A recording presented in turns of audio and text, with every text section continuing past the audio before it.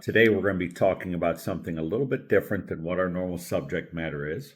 Today, I'm going to talk to you about what I call the campaign industrial complex. Now, in 1961, in Eisenhower's farewell address, he so famously coined the phrase military industrial complex, which describes the symbiosis between the defense industry and government and the vendors that surround it, the funding that pours through it, and how this perpetual state of war created this industrial complex that helps to fund the very government that wages war. It is a giant circle, and it comes back to the politicians in the form of donations, maybe family members who get jobs on certain boards of directors or work in certain defense industries. It is a giant circle that encompasses so much of government. Well, it doesn't just exist in defense. This exists in every part of government. There's a certain industrialization that has taken place with every appropriations bill on the federal level just because of the sheer size of those bills and the opportunities to send money to NGOs and contractors and vendors, which eventually makes its way back into the campaign coffers of members of Congress.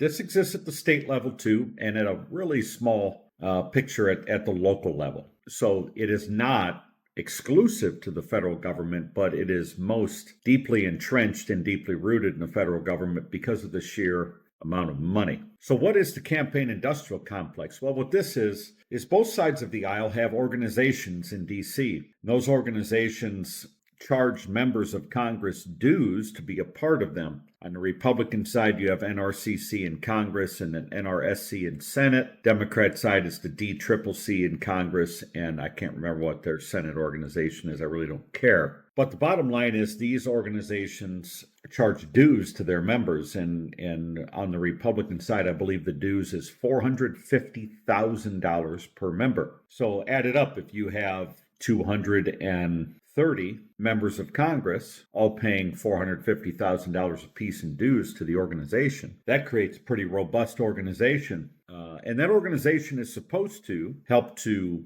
formulate strategies to win elections, put people with skill sets in place that help to manage those strategies. And many of the people there are very skilled. I got to know quite a few people when I ran for Congress within the NRCC that I found to be very knowledgeable, very skilled people. So this is no indictment on those people whatsoever. They're there doing a job. They've trained in this. Some of them started at the basic grassroots level. So the folks that I worked with, I had good relationships and good experiences with. So this is by no means an attack on people. This is an attack on a system. So this system, with its existence predicated around money, governance is secondary, winning is secondary to money. Those things don't matter as much as that fundraising number. So what you're going to see in newspapers as we have ended a quarter is you're going to see newspapers report these federal filings of campaign finance, and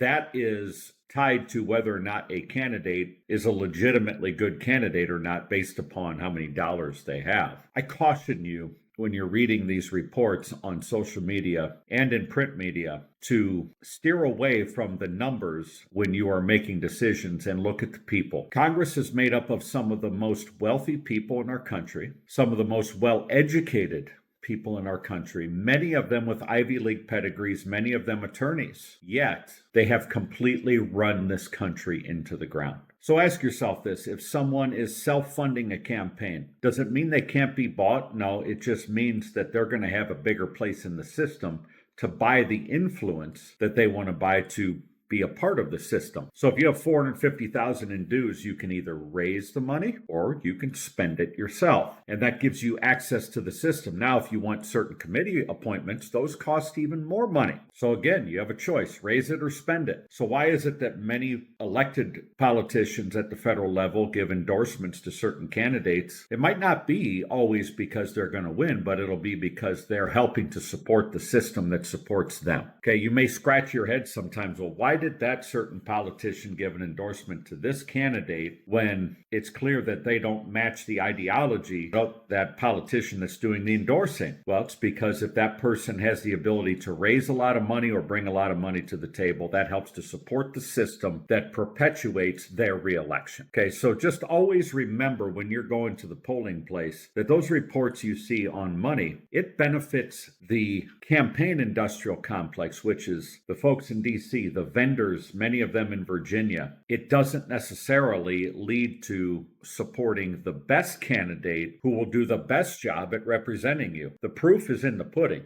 435 members of the House, 100 members of the Senate, 40 trillion in debt. Tell me what the people with the most money, best pedigree have done for you. The answer to that is absolutely nothing. But until we, the voters, start looking at more than fundraising totals, start to look at a person's character, what they represent, their life story, that can lead us to a connection that shows us that, hey, maybe there's a candidate out here that better represents someone that lives paycheck to paycheck, that struggles to pay a utility bill, that has had hardship in life and just wants government to do its core job and not create giant industries around every spending bill, giant industries around campaigns. Campaigns are now a multi-billion-dollar business every race for jobs that pay $174,000 a year. Washington, D.C., and Indianapolis at a smaller level. They're about power. They're about the consultants. They're about the vendors. They're not about governance. Developing good laws that keep balance in the system, that honor the 14th Amendment, the due process of law, and fairness under the law. No, they're about writing laws that benefit the financial benefactors that benefit them. So when you go to the polls this May and coming into this November, let's take a look at the reality of who the candidates are. Are they a part of the campaign industrial complex, or do they desire to win this office to govern at your consent? In this primary, I think in District 1, I know I've made my endorsement, is Ben Ruiz, because Ben's life story is one that I think resonates with so many people in Northwest Indiana that have had to scrape and scrap their way to the top, who've had to fight for everything they have, including their campaign dollars, who know what it's like to struggle, to live on the streets. Folks, we have to start looking at the life story a little bit, looking at the reality, and stop paying attention to the quarterly reports to decide whether or not a candidate is legitimate. I've raised money in every election that I've ran in. I was telling some folks the other day, the first time I ran for office, I raised $1,600, somewhere around that. And that was family and friends. That was in 2010 when I ran for town council. Second time, I want to say I raised $4,000 or $5,000. Third time was about 6 or 7. Ran for county council, I raised right around 70. Ran for Congress, raised a little over $1 million. And $1 million wasn't enough for the campaign industrial complex, by the way. They kicked me to the curb with a couple months to go. And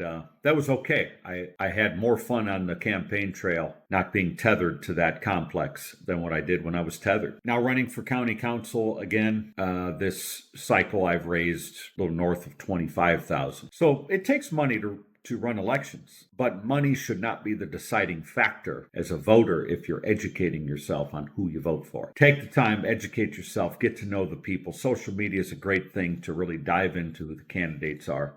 Most candidates have websites. Most of them have some type of contact info, and I know myself as a candidate, I do my best to answer as many emails as possible. There are some when people email me that are just attacking emails. I'm not going to give the time of day, but people that want to engage in thought-provoking conversation, ask legitimate questions, I'm happy to converse with, and I know my fellow candidates are too. So get over the campaign industrial complex, dive into the candidates, start electing people that are like you, that work hard every day, that want to raise their families, and just want government to do only what it's supposed to do and nothing more. Let's stop the industrialization of this great republic. Let's save our republic. And we can do that at the ballot box.